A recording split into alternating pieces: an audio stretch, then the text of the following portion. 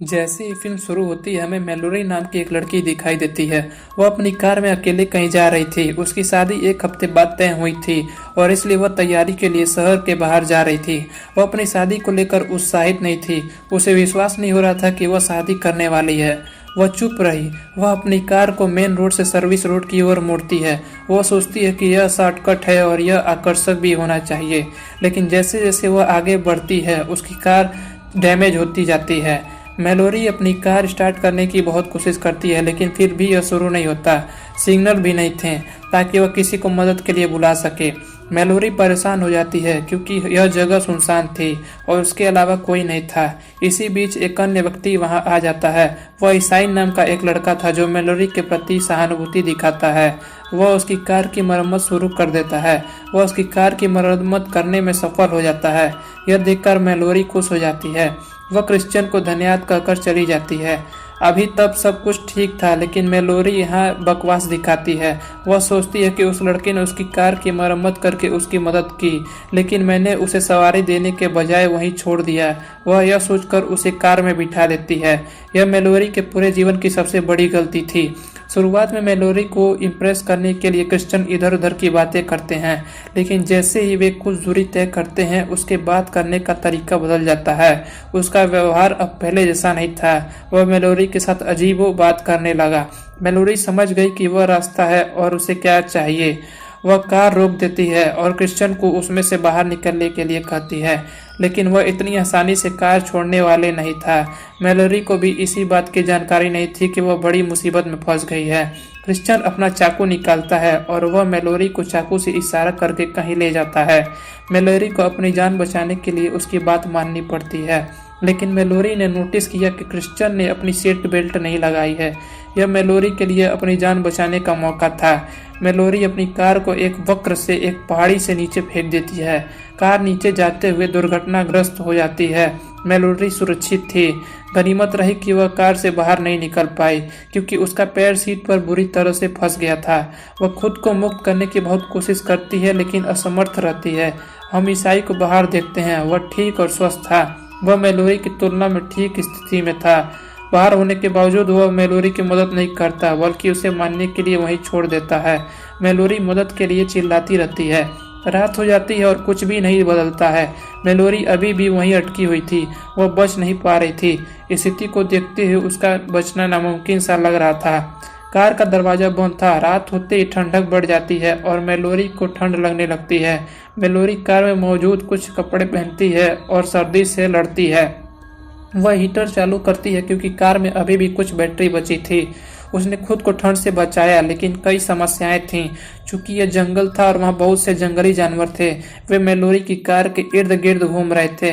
यह देख Malory car की हेडलाइट्स ऑन कर देती है। इससे सभी जानवर डर जाते हैं और भाग जाते हैं। किसी तरह यह रात बीत जाती है, लेकिन मैलोरी अब बहुत बड़ी मुसीबत में फंस गई थी। उसके पास थोड़ा सा पानी था और उसके पास खाने के लिए कुछ नहीं था। फिर रात हो जाती है। अब अगली सुबह थी। मैलोरी अभी भी वहां फंसी हुई थी और बच नहीं पा रही थी। उसे बचाने की कोई उम्मीद नहीं नजर आ रही थी। वो पहले से ही अच्छी स्थिति में नहीं थी और फिर ईसाई उसे प्रताड़ित करने के लिए वहां आता है। वह अच्छी स्थिति में था और खुश था। वह मैलोरी को बताता है कि उसे पास एक केबिन मिला है। यह अभी के लिए खाली है, लेकिन एक परिवार वहां रहता है। वे घर पर नहीं है और कहीं चले गए। वह वहां खाना भी ले आया था। वह उसे मैलोरी के लिए नहीं लाया था, बल्कि उसे चिढ़ाने के लिए उसके सामने खाने के लिए लाया था। वह देखता है कि मैलोरी मरने वाली है, इसलिए वह वहां से चला जाता है। इस तरह रात हो जाती है। मैलोरी की अपनी कार से एक लाइटर मिलता है। वह रात बिताने के लिए लाइटर जलाती है। मैलोरी इतने घंटों के बाद सो जाती है। ज़्यादा देर नहीं हुई थी जब वह सोई थी। उसे फिर से उठना पड़ा क्योंकि उसके शरीर पर चूहे चल रहे थे। चूंकि मैलोरी परिस्थितियों से इतनी आक्रामक थी, वह एक चूहे को मार देती है, लेकिन इस चीज ने उसे एक फायदा दिया। चूहे को मारकर उसे अपना खाना मिल गया। वह चूहा खाती है। अगले दिन फोन की घंटी बजने से मैलोरी जाग जाती है। उसे अपना फोन मिल जाता है और अंत में उसे आशा की एक किरण दिखाई देती है। लेकिन ईसाई अपनी सारी आशा को मिटाने के लिए वहां फिर से आता है। जब मेलोरी को पता चलता है कि क्रिश्चियन वहां आ गया है तो वह अपना सेल फोन छुपा लेती है। क्रिश्चियन बताता है कि उस केबिन के निवासी वापस आ गए हैं, लेकिन मैंने उन्हें उनके घर में बंद कर दिया है। वह मेलोरी से कहता है कि तुम्हें मुझसे डरने की जरूरत नहीं है, मैं यहाँ आपकी सहायता हेतु हूँ। वह सोचता है कि मेलोरी की मदद करने के लिए वह यहाँ कैसे है। वह उसे मेलोरी को सेल फोन छीन लेता है क्योंकि उसने मेलोरी को अपना सेल फोन छुपाते देखा था। फिर वह मेलोरी को एक और आरा देता है और कहता है कि यह तुम्हारी मदद है। इस पर मेलोरी का कहना है कि यह आरी दरवाजा नहीं काट सकती। ईसाई जवाब देते हैं, हाँ आप सही कह रहे हैं, यह आरी दरवाजा नहीं काट सकती। मैं यह आरी दरवाजा काटने के लिए नहीं लाया था, मैं तुम्हें यह आरी इसलिए दी कि तुम अपना पैर काट दो और मुक्त हो सको। आपके लिए मुक्त होने का यही एकमात्र विकल्प है। यह कहकर क्रिश्चियन वहां से चले जाता है। मेलोरी किसी भी कीमत पर मुक्त होना चाहती थी, लेकिन वह अपने हाथों से अपना पैर काटने की हिम्मत नहीं रख पा रही थी। रात को मेलोरी को प्यास लगती है और वह इससे मरी हुई महसूस कर रही थी। सौभाग्य से वहाँ बारिश हो जाती है। वह अब प्यास से नहीं मरेगी क्योंकि उसे पीने के लिए बहुत सारा पानी मिलता है।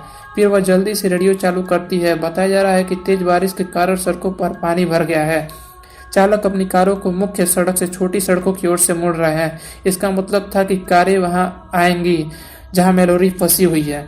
इधर मेलोरी को एक बार फिर उम्मीद है कि कोई उसकी मदद के लिए यहाँ आएगा। एक कार उसके पास रुकती है, लेकिन वह कोई और नहीं बल्कि क्रिश्चियन की थी। यह देख मेलोरी एक विचार पर दस्तक देती है। वह मरे हुए चूहे का कुछ खून अपने पैरों पर रखती है। वह मर चुकी है ऐसा नाटक करती है। वह क्रिश्चियन को दिखाने के लिए ऐसा कर रही थी कि उसका पैर काटने के दौरान उसकी मौत हो गई। क्रिश्चियन भी सोचता है कि उसकी मौत पैर काटने के दौरान हुई थी। वह उसकी कार के पास आता है, तभी फायदा उठाकर वह उसे चाकू मार देती है। वह उसकी कार की चाबी निकालती है और उसकी कार को लॉक कर देती है और चाबी फेंक देती है। उसने ऐसा इसलिए किया क्योंकि कोई उसकी कार को वहां रुका हुआ देख कर आएगा, लेकिन क्रिश्चियन अचानक कार से बाहर आ जाता है। इसी बीच पुलिस की गाड़ी भी आ जाती है। मेलोरी मदद के लिए जोर जोर से चिल्लाती है। बहुत बड़ा तूफान आया, इसलिए वह मेलोरी की आवाज़ नहीं सुनता। क्रिश्चियन पुलिस अधिकारी से मदद मांगता है और चला जाता है। बेबस मेलोरी चीखती चिल्लाती रहती है। वह सोचती है कि वह यहाँ लेट कर बैठ जाएगी। उसे खुद को बचाने के लिए कुछ हिम्मत करनी होगी। गहरी सोच के बाद उसने अपना पैर काटने का फैसला किया। मेलोरी का भाग्य अच्छा था। बाढ़ के पानी के कारण उसकी कार चलने लगती है। उसकी कार का दरवाजा खुल जाता है और वह बिना पैर काटे मुक्त हो जाती है। तब वो बचने का रास्ता तलाश रही थी। तभी उसे एक केबिन मिला और उसमें किसी की चीखें सुननी जा सकती थी। यह केबिन था। क्रिश्चियन बात कर रहे थे। ईसाई निश्चित रूप से अंदर था। मेलोरी का रास्ता साफ था और वो अपनी जान बचाने के लिए भाग सकती थी, लेकिन वो ऐसा नहीं करती और केबिन की तरफ बढ़ जाती है। उसे पता चलता है कि यहाँ कोई जाल उकेर के गए हैं। वह देखती है कि घर के मालिक को किसी ने मार डाला है। साथ ही क्रिश्चियन ने उस पुलिस अफसर की हत्या कर दी जिसे उसने लिफ्ट ली थी। उसने उस केबिन की एक महिला को बांधकर पकड़ लिया था। मेलोरी इस लड़की को गुपचुप तरीके से आजाद कर रही थी, लेकिन तभी वहाँ क्रिश्चियन आ जाता है। लेकिन मेलोरी ने पुलिस अधिकारी की बंदूक उठाकर एक समझदारी भरा काम किया। मेलोरी और इस क्रिश्चियन यहाँ बहुत लड़ते हैं। मौका का फायदा उठाते हुए मेलोरी उसे नीचे गिरा देती है। क्रिश्चियन सीधे एक जाल में गिर जाता है। उसमें उसका पैर फंस जाता है। वह घायल हो गया था और उसकी हालत इतनी अच्छी नहीं थी। यहाँ मेलोरी ईसाई की तरह ईसाई की मदद करती है।